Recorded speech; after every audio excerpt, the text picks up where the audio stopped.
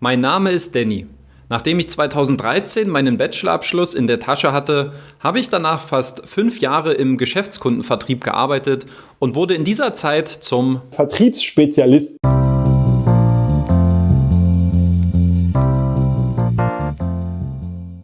Hallo Danny, Malte 507 möchte von dir wissen, wie bist du im Vertrieb gelandet? Ja, rückblickend muss man ganz klar sagen, dass es ein großer Zufall gewesen ist, dass ich im Vertrieb gelandet bin. Ich hatte ursprünglich angewandte Medienwissenschaften an der TU Ilmenau studiert, also ein kommunikationswissenschaftliches Studium, was sehr breit gefächert gewesen ist und entsprechend groß waren auch die Möglichkeiten und die Schnittstellen, in die man sich hätte entwickeln können. Für mich persönlich gab es aber nur einen Bereich, der mich wirklich interessiert hat, und zwar waren das Printpublikationen bzw. das Verlagswesen, Publizistik. Das war so die Nische, in der ich mich ganz gerne aufhalten wollte.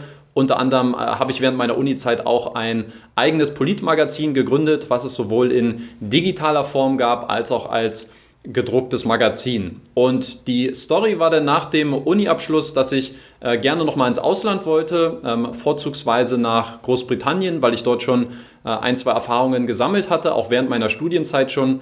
Und habe mich dort bei unterschiedlichen Unternehmen beworben, unter anderem auch für ein Verlagshaus, was im Norden Londons ansässig gewesen ist.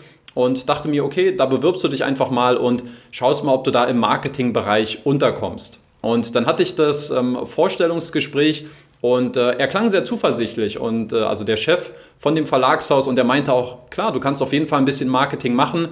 Es gibt aber eins, was du wissen musst: diese Hefte, die wir hier publizieren, die auch in der bundesweiten Presse als Beilage erscheinen, die leben davon, dass die durch kommerzielle Inhalte gefüllt werden. Ja, also ein anderes Wort für Anzeigen oder Advertorials. Und der hat gesagt, ohne diese Kunden gibt es dieses Heft nicht.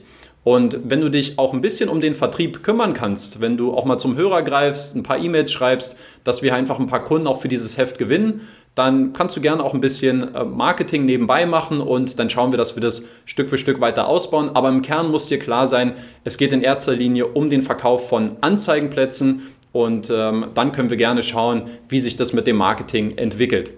Ja, und das war die Geschichte dahinter, und so kam dann eins zum anderen. Heinz87 fragt, was genau hast du verkauft? Also der Verlag, für den ich gearbeitet habe, der hat unter der Marke Business Reporter spezielle Themenreports veröffentlicht, zum Beispiel zu Themen wie Cloud Computing, Big Data, IoT oder IT Security zum Beispiel. Und diese Reports sind dann als Beileger in der bundesweiten Presse erschienen. Also wir hatten in England zum Beispiel eine Kooperation mit dem Telegraph, wo einmal in der Woche dann ein Beileger vom Business Reporter erschienen ist. In Deutschland war es etwas weniger frequentiert. Und unsere Medien waren hier zum Beispiel das Handelsblatt oder auch die Wirtschaftswoche. Und was wir letztlich verkauft haben, waren klassische Anzeigenplätze, in der Mehrheit allerdings eher Advertorials. Ich würde sogar sagen 90-95% ungefähr. Sprich, das waren gesponserte, geschriebene gesponserte Beiträge. Also es ging nicht darum, einfach nur eine schöne Grafik zu veröffentlichen und dann eine Anzeige zu haben, sondern wir haben sehr stark immer einen inhaltlichen Austausch lanciert und wollten, dass unsere Partner und unsere Kunden sich inhaltlich zu den einzelnen Themen positionieren, sich als Experten branden. Und das war so ein bisschen der Ansatz, den wir mit dem Business Reporter verfolgt haben. Und besonders interessant war das natürlich für die Unternehmen, die eine große Reichweite haben wollten, die auch in der bundesweiten Presse erscheinen wollten, für die allerdings die Listenpreise im Handelsblatt oder in der Wirtschaftswoche dann doch ein bisschen zu teuer waren, und die sind dann halt für die gleiche Reichweite eher ins kleinere Medium gegangen und sind dann beim Business Reporter gelandet. Wie viel teurer war das als in den großen Zeitungen? Also ich würde mal sagen, der Faktor war ungefähr 3. Also ich habe noch in Erinnerung, dass eine ganze Seite im Business Reporter, die hat 20.000 Euro gekostet. Und wenn man das ungefähr mal 3 multipliziert, dann kommt man so auf den Preis, der dann beim größeren Leitmedium gefordert worden ist. Man muss allerdings dazu sagen, ich weiß nicht, wie es jetzt konkret beim Handelsblatt oder bei der Wirtschaftswoche gewesen ist.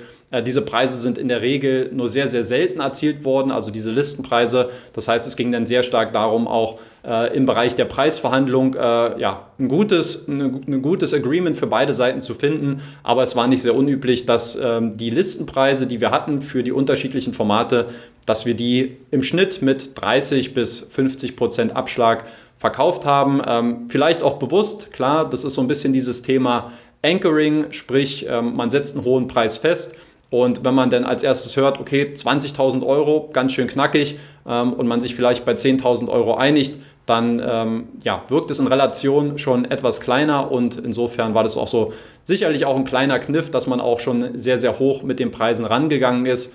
Also hat auf jeden Fall auch sehr stark im Bereich der Preisverhandlung dann auch geschult. Jokerina will von dir wissen, hat dir der Job Spaß gemacht? Also ich würde mal so antworten, ich glaube, einen Job im Vertrieb zu haben, das ist immer mit einer Achterbahnfahrt zu vergleichen. Also es gibt sehr viele Hochs, es gibt auch immer mal sehr, sehr viele tiefe Phasen und das macht das Ganze sehr dynamisch. Ja? Und in meiner Anfangszeit erinnere ich mich, hat es extrem viel Spaß für mich gemacht. Ich glaube, da gab es mehrere Faktoren. Zum einen, es war mein allererster Job, also entsprechend hoch war der Enthusiasmus, nicht mehr nur irgendwie Theoriekram zu lernen, sondern wirklich in der Praxis auch was zu bewegen, was zu erreichen. Das war ein großer Antrieb für mich.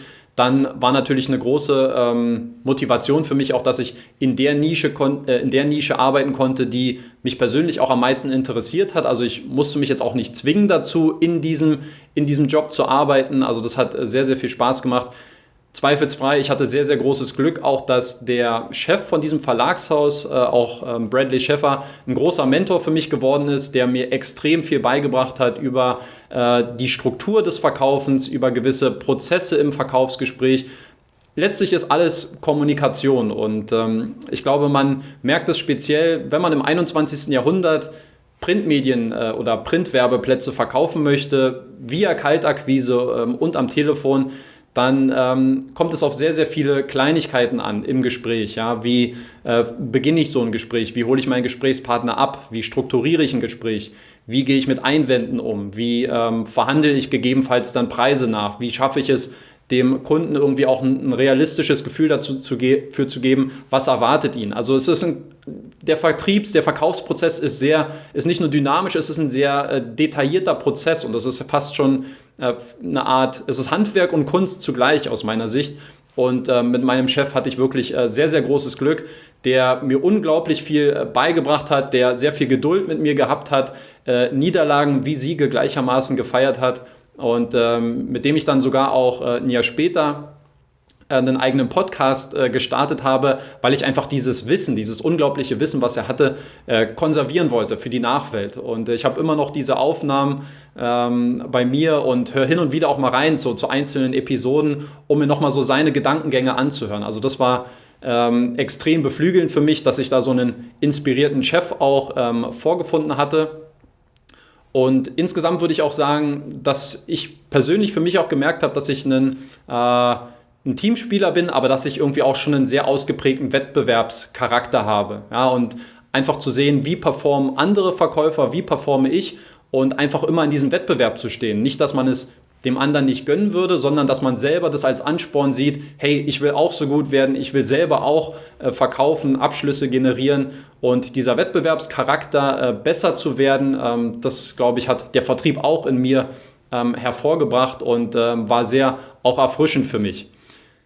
Wenn wir von den Nachteilen sprechen, muss ich ganz klar sagen, speziell in der Anfangsphase habe ich eigentlich so gut wie nichts verkauft.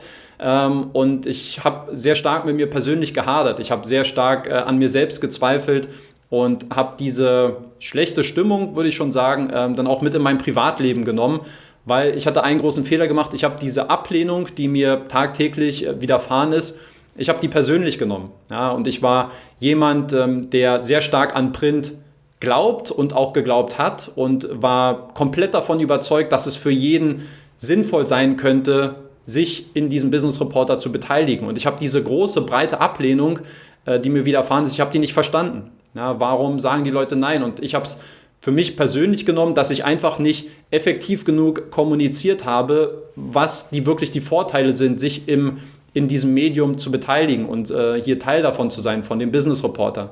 Und das hat mich sehr, sehr viel Kraft gekostet und letztlich nach 3 bis 4 Monaten musste ich für mich eingestehen, so wie ich mit der Sache umgegangen bin, habe ich gesagt, ich werde dieses aktuelle Projekt, was es noch gab, noch 2 Monate, ich werde es zu Ende machen, aber ich brauche danach eine Pause, weil ich bin wirklich mental überhaupt nicht auf diese Umstände klargekommen, auf diese Ablehnung.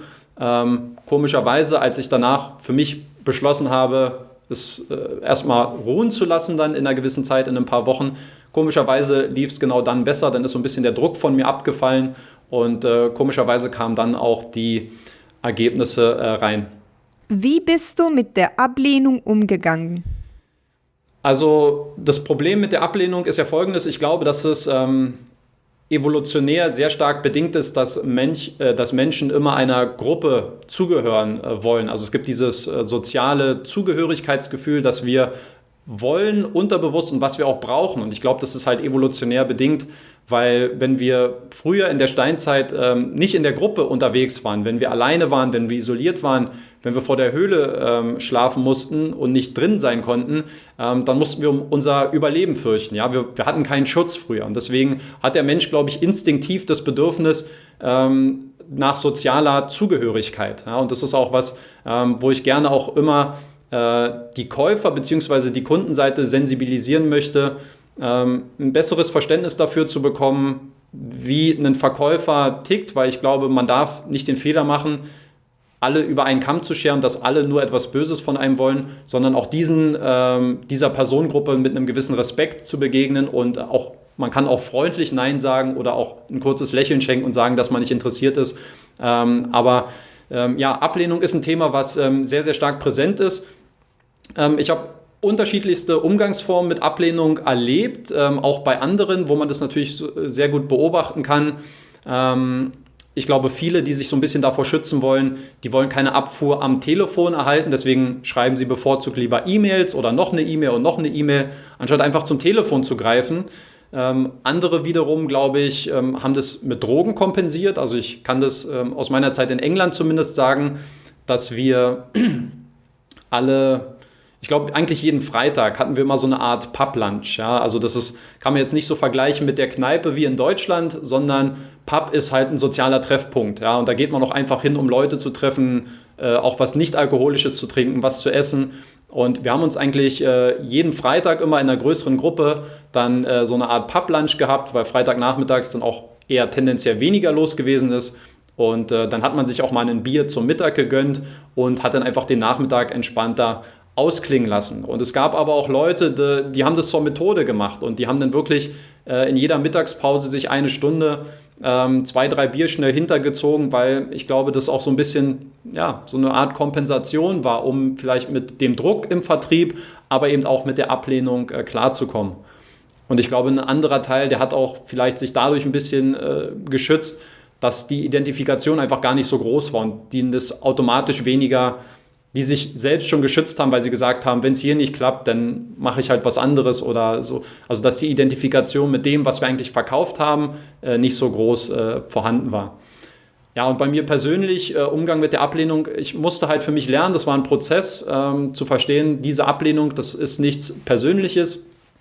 Es sind die Umstände, mal ist halt kein Budget da, mal passt es nicht in die Strategie eines Unternehmens rein. Auch das muss man akzeptieren und das ist mir wahrscheinlich am Anfang noch etwas schwerer gefallen. Und das war, glaube ich, das größte Learning, diese Ablehnung nicht auf sich persönlich zu projizieren, sondern auf das Produkt. Und was eigentlich auch nicht so schwer verständlich ist, aber es hat ein bisschen gedauert, bis es auch bei mir im Kopf angekommen ist. Lucky Preacher 04 will von dir wissen: Was war dein schönster Moment im Vertrieb? Ja, es gab sehr viele schöne Momente im Vertrieb. Es ist, glaube ich, nicht fair, einzelne Momente rauszupicken. Ich glaube, eine Sache, die mir immer ganz positiv auffällt, wenn ich so auch an diese Zeit zurückblicke, ist, glaube ich, die Kameradschaft unter den Verkäufern, unter den Vertrieblern. Ich glaube, Leute, die im Vertrieb arbeiten, das ist irgendwie nochmal so eine Art eigener Schlag von Mensch, ja, in der Regel schon eher ein bisschen extrovertierter und ein bisschen mehr nach vorne und Es gibt sehr viele interessante Charaktere im Vertrieb. Zumindest in meinen Positionen, die ich hatte, habe ich ein paar sehr interessante Leute kennengelernt und irgendwie glaube ich auch, dass unter den Vertrieblern auch so eine Art bestimmtes Band vorherrscht. Ja? Also ich glaube, in anderen Unternehmensbereichen, da ist vielleicht auch ein schöner Zusammenhalt da, aber ich glaube, Vertriebler, die spüren irgendwie unterbewusst, wir sitzen alle im gleichen Boot und es ist ein schwieriger Job, es ist ein Knochenjob. Auch da gibt es natürlich Unterschiede, aber man muss sehr, sehr stark auch, wenn man sich darauf einlässt, an seine Belastungsgrenzen gehen. Klar, auch hier in anderen Jobs natürlich möglich, aber im Vertrieb, glaube ich, gibt es einfach ein spezielles Band unter Vertrieblern und ich erinnere mich immer gerne an die Momente, wo man im ganz normalen Tagesalltag, im Arbeitsalltag, aber eben auch privat dann außerhalb von der Arbeit miteinander Zeit verbracht hat. Und das waren für mich eigentlich die schönsten Momente, ja? Das gegenseitige Erleben oder dieses Miteinandersein mit den anderen Personen aus dem Vertrieb. Das war für mich ist eine der schönsten Erinnerungen, die ich immer habe. Einfach der Umgang mit den Kollegen. Wenn es jetzt um ganz einzelne spezielle Momente geht, erinnere ich mich zum Beispiel an meinen vermeintlich oder vorerst letzten Arbeitstag, den ich in Großbritannien hatte. Es stand fest, dass ich das Unternehmen vorerst verlassen werde. Ich bin dann später nochmal zurückgegangen in einer etwas anderen Funktion. Und ich weiß noch, dieser letzte Tag, ich hatte mittlerweile so ein bisschen, bin aus diesem Tief rausgekommen, hatte deutlich besser verkauft, habe auch in diesem Jahr den kommerziell erfolgreichsten Business Reporter für Deutschland auch produzieren können durch meine Verkaufserfolge. Und ich weiß noch, an diesem letzten Tag in Großbritannien, da gab es noch einen Deal, der war noch offen. Und ich wusste, ich kann das heute noch zumachen, den Deal. Und das war ungefähr 18 Uhr UK-Zeit. Also die Engländer hatten schon seit einer halben Stunde Feierabend. Das ging immer bis 17:30 Uhr. Und in Deutschland war es jetzt schon 19 Uhr. Und da ist in der Regel niemand mehr erreichbar. Und ich war wirklich noch dran, diesen einen Deal fix zu machen. Und um mich herum ging es dann los. Es war Freitagabend. Alle wussten, wir gehen noch in 1, 2 Pubs in London, feiern so ein bisschen meinen Abschied. Und alle haben dann schon angefangen, Pool zu spielen, die ersten Biere zu trinken. Und ich saß wirklich noch an meinem Schreibtisch und habe nicht die Füße hochgelegt. So, ich wollte noch diesen letzten Deal vor Ort zumachen. Und das war auch ein Deal, den ich dann noch geschafft habe zu closen. Das war auch meine erste fünfstellige Vertragsunterzeichnung, 10.000 Euro. Und das war ein unbeschreibliches Gefühl. Und wo es dann fix war, wo auch die schriftliche Bestätigung reinkam, da gab es so ein zentrales System, wo das auch jeder einsehen konnte. Ich will nicht sagen, der Laden ist explodiert, aber es gab nochmal sehr großen Beifall und alle haben mich beglückwünscht. Und es war ein schöner Moment, den ich gerne noch erinnere, weil er sehr, sehr einprägsam war für mich persönlich. Und ansonsten schöne Momente. Es gibt viele Momente, klar, mit Kundenerlebnissen, wo Kunden sich bedanken, wenn sie zufrieden gewesen sind mit diesem, mit jenem und einfach das, auch wieder hier, dieses Menschliche, dieses Miteinander, auch daran erinnere ich mich sehr gerne. Und es gab auch auch für mich die Realisation von Projekten ist immer auch ganz wichtig, was Festes in den Händen zu halten. Schöne Momente, wenn man sieht, okay, an diesem Report hat man gearbeitet und man hält es physisch in den Händen. Das ist auch ein sehr, sehr schönes Gefühl. Oder später auch, wo ich einen Bereich der Videoproduktion für diesen Verlag aufgebaut habe. Da habe ich sehr viel in Eigenregie gemacht, von der ganzen Planung, von dem Verkauf, dann dem Projektmanagement. War schon fast so eine Art von One-Man-Show. Und unter anderem habe ich es geschafft, dass Kunden dann mit mir zur Frankfurter Börse gekommen sind. Wir konnten dann auf der Kanzel drehen. Ich habe den Moderator Christian Galvis für unser Konzept gewinnen können. Musste auch ein bisschen verhandeln noch mit seiner Gage.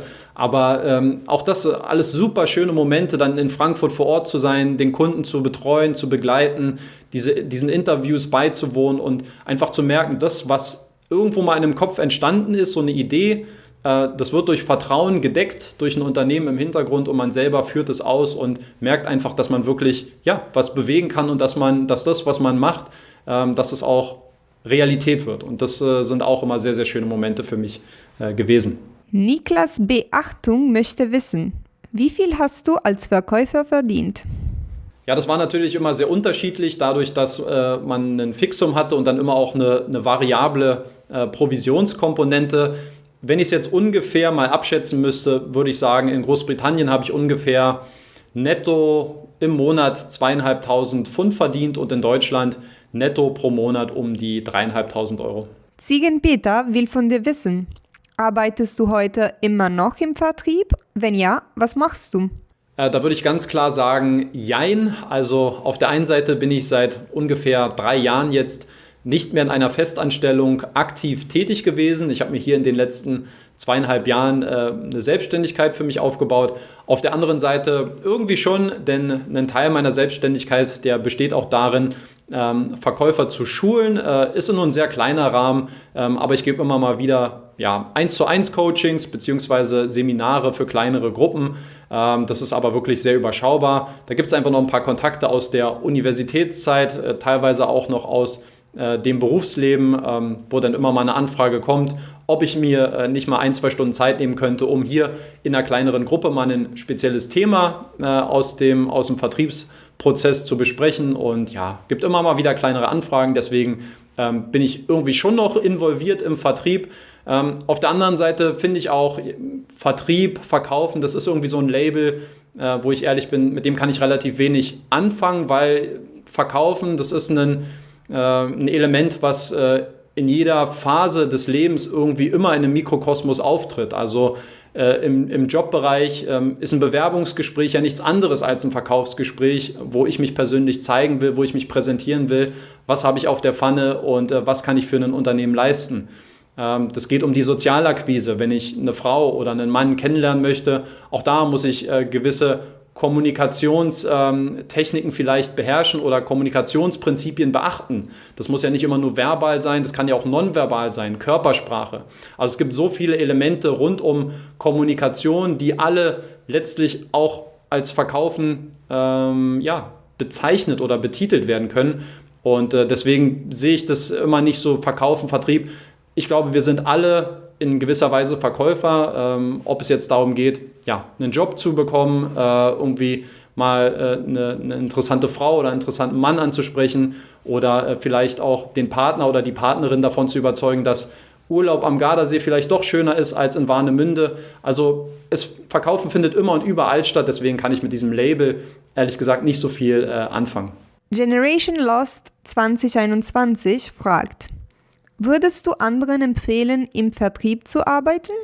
Ja, absolut. Also persönlich, wenn ich die Wahl hätte, ich würde es auf jeden Fall genauso wieder machen und ich würde es auch anderen Personen empfehlen, sich mal im Vertrieb auszuprobieren und da einfach mal zu sehen, was das Ganze mit einem macht. Ja, weil ich glaube, es gibt da im Vertrieb sehr, sehr viele Lerneffekte, die man da für sich rausziehen kann. Ich glaube, durch die Ablehnung lernt man so ein bisschen mehr demütig zu werden und sich vielleicht selber auch nicht immer so wichtig zu nehmen. Man lernt für Dinge, die man mag, einzustehen, diese zu verteidigen, sich dafür einzusetzen. Das ist, glaube ich, sehr, sehr wichtig. Kommunikativ, es gibt so viele Facetten, die man hier wirklich lernen kann, was man auch später nochmal für sich mitnehmen kann. Und ich glaube, speziell für Personen, die vielleicht gerade aus der Uni herauskommen, die vielleicht so einen ersten Job suchen, glaube ich, eignet sich das wunderbar. Wenn man eine gewisse Offenheit besitzt, eine Lernbereitschaft, dann kann das sehr, sehr positiv sich, glaube ich, für einen auswirken. Und selbst wenn es nicht für immer sein sollte, man kann, glaube ich, sehr, sehr viele Dinge hier langfristig für sich mitnehmen. Und ich finde auch der Vertrieb, auch einer der großen Argumente aus meiner Sicht, ist ein sehr fairer Job, weil man kann letztlich selbst darüber bestimmen, wie viel Geld man verdient. Ja, es gibt natürlich immer irgendwo unterschiedliche Systeme, die dann auch gedeckelt sind und dass eine Provision vielleicht auch nicht unendlich groß sein wird, aber tendenziell mag ich dieses Belohnungssystem, dass je besser ich bin, desto mehr Geld oder je besser ich meinen Job ausübe, desto mehr Geld kann ich auch verdienen. Und ich könnte einen Job machen, genau wie jeder andere in irgendeinem Bereich und ich mache den engagiert mit 100% und mein Nebenmann, der macht Lola Paloma, lässt eher ein bisschen locker, macht ein bisschen mehr auf Auge. Und letztlich bekommen wir die gleiche Bezahlung. Und ich finde, insofern ist der Vertrieb ein sehr faires Modell, weil man eben durch das provisionsgetriebene Modell oder diesen Provisionsansatz eben auch mehr belohnt wird, je besser man selbst abschneidet. Und seinen eigenen Gehaltscheck, sich den zu erarbeiten, das ist irgendwie auch was sehr, sehr, sehr Lukratives, etwas sehr Attraktives. Und insofern kann man hier natürlich auch, was das Finanzielle angeht, in den einzelnen Bereichen auch entsprechend gut verdienen. Und mein wichtigster Tipp vielleicht, wenn ihr euch einen Job im Vertrieb sucht, schaut unbedingt darauf, das Unternehmen, dass es zu euch passt und dass die Produkte und die Dienstleistungen, die ihr dort vertreten werdet, dass ihr euch mit denen identifizieren könnt. Weil es gibt nichts Schlimmeres als einen seelenlosen Job nachzuverfolgen, allein getrieben aufgrund des Geldes, weil das ist, glaube ich, zu häufig praktiziert worden, wo es in vielen Branchen nur darum geht, einen schnellen Schnapper zu machen und letztlich dadurch auch eine ganze Branche in Verruf gerät, weil es nur schwarze Schafe gibt oder in einzelnen Bereichen, die eben versuchen, das auszunutzen, denen es in erster Linie nur um den eigenen monetären Vorteil geht. Und das gibt es leider oder gab es in der Vergangenheit leider, glaube ich, zu oft. Deswegen steht dieser Berufszweig so ein bisschen unter einem etwas nicht so gut angesehenen Licht. Aber es ist aus meiner Sicht ein sehr ehrenwerter Beruf. Man ist unmittelbar der Motor der Wirtschaft. Man sorgt für Transaktionen, man kurbelt viele Dinge an, man organisiert, man arbeitet zusammen und da schafft man sehr viel Produktivkapital. Und ich denke, dass es sehr, sehr lohnenswert ist. Aber nochmal, um darauf zurückzukommen, mein wichtigster Tipp, schaut, dass ihr euch wirklich mit dem, was ihr macht, identifiziert und gebt Vollgas.